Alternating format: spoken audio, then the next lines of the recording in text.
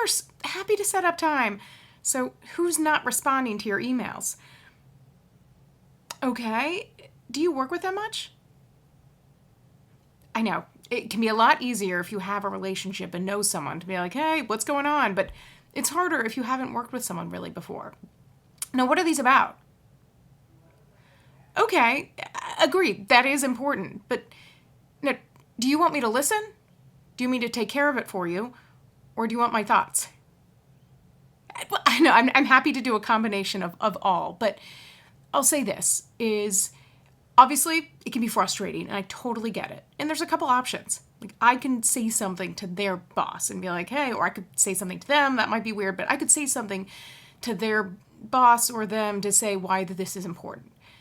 But sometimes that can take a situation, which is frustrating, and like, you should at least respond to people, especially when it's been that length of time and for something that really matters.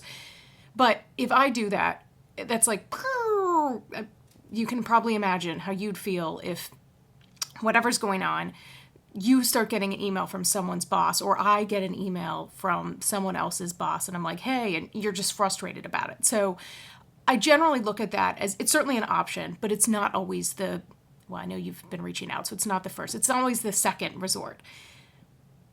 Well, of course, I've had it happen before, and it's why I really try to make it a habit to at least respond to people.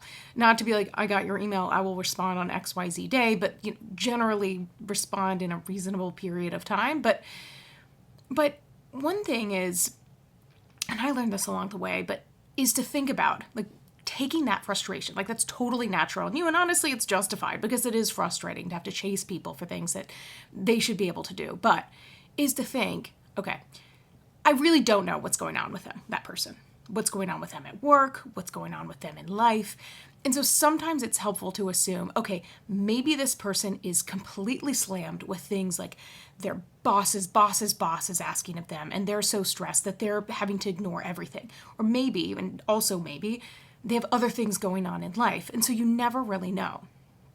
So sometimes even that literal pause can take it from your feeling, which is totally natural, of frustration about, like, again, please just respond to my email, to, okay, what's going on that I don't know about? And how can I approach this to still get to the same point? Because it doesn't mean, okay, just let it go on forever, because it's been a period of time, and so I agree, like, something should be done. But is instead to reach out and empathize with them a bit. Yeah, to say things, to recognize where you are and say, like, this is why it's important, and relate on the same level.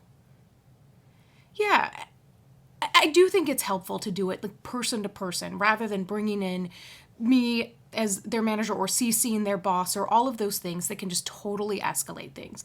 And even if you're totally in the right, that person that gets that email, all of a sudden they're charged up, and it can just create something that lasts way beyond that email exchange and can last far longer. Yeah. Okay.